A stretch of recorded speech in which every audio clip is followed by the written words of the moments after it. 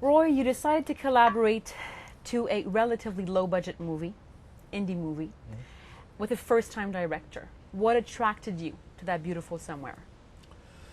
Well, like any other movies, at first it was the script itself, the story. I thought, well, it was interesting. It was well written. I thought it was a story that went really far. I don't think you can go farther with that story. You see a lot of movies. Sometimes I'm very disappointed with movies where I don't know, they have a good idea and they don't push it far enough. And I thought that Robert Boudreau really did a great job. And then there was a meeting with Robert, which I always do with any other movies. I meet the director, and he made me feel like I wanted to work with him, that we could work together. That being said, how do you choose a role? What's important to you when you read about a role?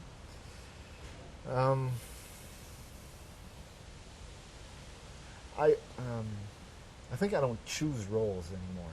They choose you? No, in a certain way, yeah. I mean, by that, I choose a story. It's basically, well, most of the time I'm offered the leading role, so the character that carries the whole story. And it's mostly this, if the story, if I feel it's important, if I feel I like the story and I feel it's important that the story be told, then I will push farther to meeting the people who will be making this movie, who will be trying to tell this story. We want to know, what was one of the best moments on the shoot? Best moment. Well, the most memorable one was the dip in the water. Why? It was very cold. But Haven't you been in cold water before? yeah, of course I've been. But it's always Anything else happen?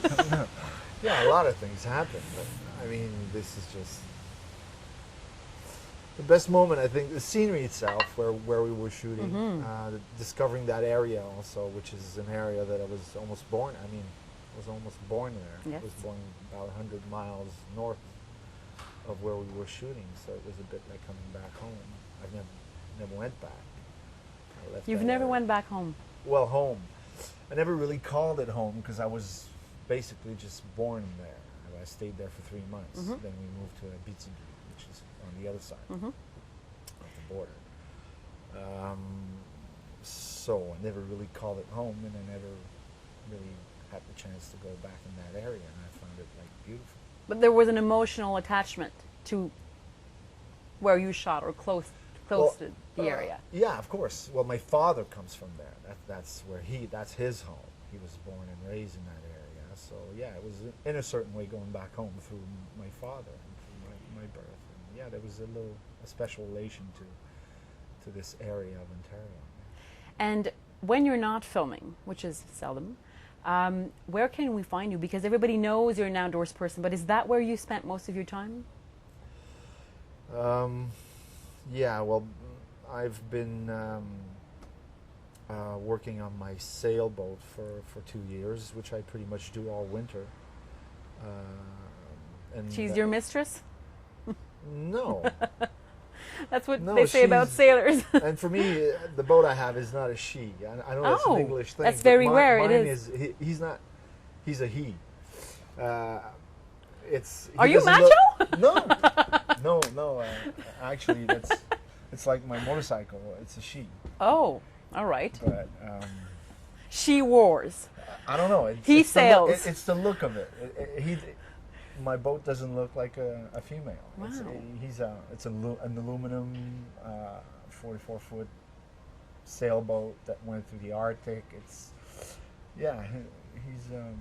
What do you want to do with that sailboat? I'm preparing a trip around the world in about 2 years. Wow. Alone? No, with my girlfriend. Your better half. Yeah. That you would just leave like that? Yeah. Amazing. Is that a dream you've had for a long time? For 6 years now, since I've touched sailing.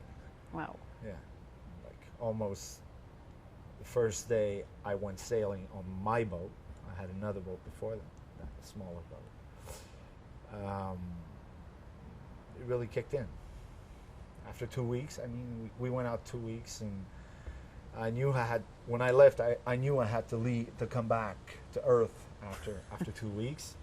But after 2 weeks, I didn't really understand why I was coming back. What motivates making such a decision? I want to leave for a year or two on a sailboat and go across the world. Well, pretty much what I just told you. After 2 weeks of sailing without touching Earth, navigating, listening, because when you're sailing, you're always listening to what's bigger than you in a certain way. The weather, the water, the boat itself. There's this kind of communication with nature, with the environment, with that's always there. Like the better example I can tell you is that a lot of people that go by two, to cross the Atlantic by sailboat, it'll take at least 3 or 4 weeks. Mm-hmm. They all bring books. Well, most of them, and I'd say all of them, can't read a page. Why? Because you're always listening. You're always in communication with your surrounding. It's a question of survival. And it's another point of view on life also. It's very it changes you. That's what I mean by after 2 weeks, I didn't understand why I had to come back. Will you come back after 2 years? 2 years, I don't know. There's no date of coming back for the trip, and that's the whole point of doing it. And I want to see the world also, and I've always, not always, but I'm interested in documentaries and telling story myself, but mostly. Are you going to bring a camera? Mostly picking up stories from reality, so like in a form of documentary. So we will be equipped on the boat to find stories here and there, and I've got ideas also for the whole trip itself. Now, do you want to make sure that people don't know you in the ports that you'll be arriving to, or that's not important? What happens if you're greeted by fans and you just want to be in your own world? Well, it could happen. I mean, we'll try to go places where the Moo Islands. Yeah, I'm not that known, but I'm not that known elsewhere. I mean, yes, this